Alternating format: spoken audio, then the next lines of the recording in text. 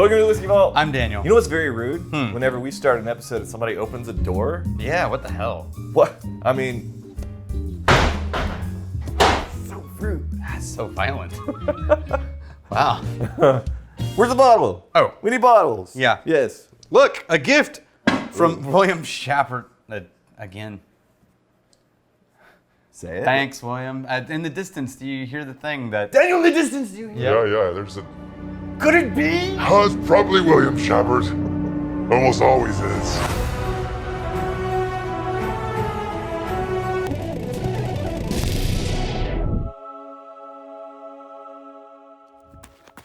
We ran out of an effects budget. What do we do?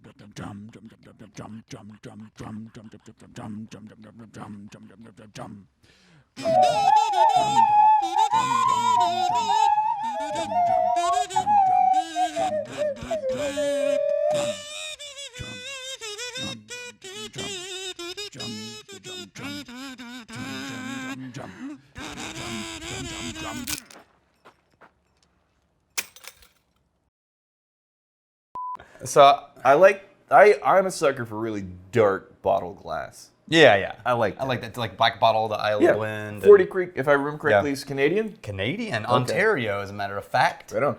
Ooh, copper pot? Yeah. What? You know what that reminds me of is the second...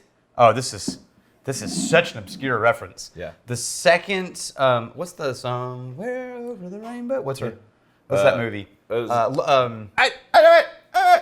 of Oz? Yeah. The second, Return to Oz, released only for TV. I never saw it. Oh, it's creepy as... Yeah. It is as creepy as Labyrinth and Dark Crystal. Okay. Yeah. Well. It is all grown up Wizard of Oz. Yeah. Not for kids anymore. Yeah, they take over electroshock therapy to like a mental home. Huh. And shit goes down from there. Huh. Yeah. But one of her buddies in the movie is this like copper pot shaped Yeah. like character. And that's all I can think of every time I see this copper pot. Oh, it's the dude from Return to Oz. You do realize we've been exposed to the copper pot concept hundreds of times. I know, but that's what pops into my head every single time. I'm just giving you a little insight. That's not fair to 40 Every time. Creek. Sorry, 40 Creek. Yeah. But you remind us of people in mental asylums. Yes, you're the Return to Oz of whiskeys. And horrible movies that should never No, it's be a made. great movie. Is it? It's got wheelers. It's funny. It's got stop animation. Oh, yeah. It's got all kinds of shit. Okay. Yeah, it's creepy. So first of all, the color. oh, Do we know anything about whether or not that's a real darkness? Or Yeah. No, it is real. I mean, 40 Creek is doing legit stuff. Okay. Right.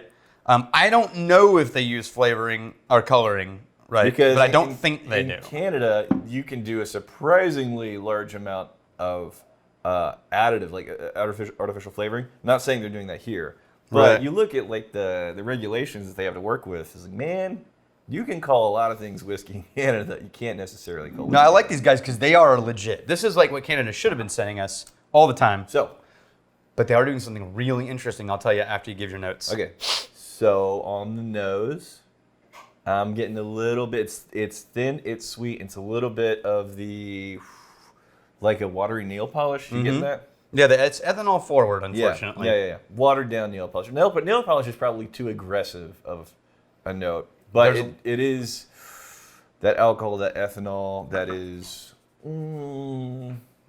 not rubbing alcohol. All of those are going to be too aggressive, but it's there. You notice it. I'm getting a little bit of that Play-Doh, like dusty, salty dryness on your fingers from Play-Doh. Honestly, the nose is not blowing my mind right now. No, it's very simple, very slightly sweet, high ethanol. Yeah, and what kind of proof do we got? And the 43%.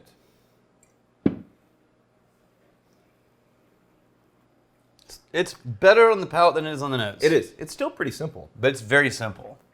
Gosh, I feel like I need... It is. So I'm gonna say this. The nose, I was like, man, I'm not looking forward to this. 40 Creek, I've had some stuff that I liked. On the palate, it's like, okay, I still have had better stuff that I like from 40 Creek, but it is nicer than what I was expecting from the nose. Yes. It's a caramel. A little bit of trace of vanilla in that caramel. Not a lot of layers. There's a really faint hint of wood tannin. Honestly, Sort of around the back edge. that color is unexpected. I see something that dark. I expect way more density. Yes. Now, here's what's going to surprise you. So the cool thing is, in Canada, they do things very uniquely. And they do have a lot of different distillation styles and how they barrel. These guys took all the 3 grains that are normally in a whiskey, corn, rye, and barley, distilled them all separately, aged them all separately, then mixed them together. Okay. And what the guy who made it said is they have a triple cask one. Yeah. The reserve is the deeper, richer version of that. Okay. But I'm thinking, like, if this is the deeper, richer version, Right. what's the first one? Do you think they're usually putting this on the rocks? I think we could try it on the rocks. Right. But here's the thing that's weird to me. Once I realized he said they mixed the 3 of them, I realized that's what I'm tasting. I'm tasting a flat blend.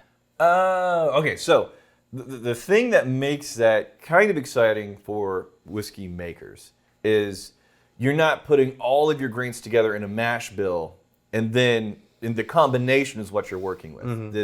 This patchwork of various ingredients that you're trying to dial in and work with, and what does this combination turn into going through a distillation process? What does this combination turn into going through an aging process? They can compartmentalize those ingredients, create silos. Okay, here's the barley. Right. Let's take the barley through this process because it gives us the best result from the barley process. Right. Let's take another ingredient like the corn or the rye, or whatever they want to work with, through these processes that's just going to be tailor-made for that grain. And then once we've gone through all the processes, then we can figure out the proportions, the blend. Right. That I think it's a seems magical like idea. It's an extremely exciting way to get very precise. Here's all of my components, and I don't want to even marry them. I don't want to put them together. Until I the want to blend them end. till the very end. I'm going to put them in the exact right proportions to get the most out of that. And you're saying it's simple. No, I think it's a good idea. I think it's an Like the interesting result, idea. what we have in this glass. And honestly, I would love to repeat it ourselves somehow. Yeah. Like, I think that's an interesting idea. Corn whiskey, all malt, 100% malt, and a 99 rye or 95 rye, or something like that. However, imagine if you were cooking a pie. Right. And you were like, there's 3 ingredients. There's pie. There's the sauce. Yeah. There's the fruit. And there's the pastry. Yeah. I'm going to cook them all separately. Yeah. Right? Yeah. And just get the perfect pastry, the perfect fruit, and the perfect filling. And then I'm going to assemble them later. And I think something can get lost. Right. Now, to counter that, Right. some of my favorite whiskeys in the world are blends. Yeah. So it's possible. But this tastes more like the blends fought each other and lost. Yeah. And then it got proofed down slightly. So for me, it started with like a caramel and this like vanilla sweetness. The more I live with it, it's flipped. Now it's this creamy vanilla with the caramel underneath that, which, don't get me wrong, I think if there was a palate that was made for the most number of people in mass market drinkers to enjoy, that would be very, very close to the ideal flavor set. Here's the thing. Vanilla, caramel, a creamy quality, not a mile high proof. I think in 40. terms of people, this being a popular whiskey, I think it can very much be a winner. In terms of it being an exciting, neat pour worth exploring, not so much. Look, I was remembering 40 Creek being better than this. Okay. And that's a little disappointing. I'm going to pour just this one that we can both take a sip of because this is a special edition they did called Confederation Oak. No one's ever going to be able to get this one anymore. And Cody Nelson sent it to us back in the day. We reviewed it.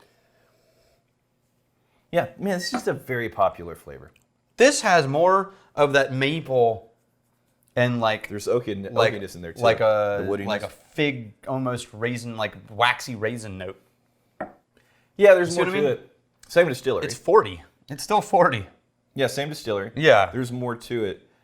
But I'm also finding the ethanol layer. Oh, go back. That A/B comparison helped me find something new. There's a slight overripe fruit musty note in the back. You see what I mean? Almost earthy. It's starting to...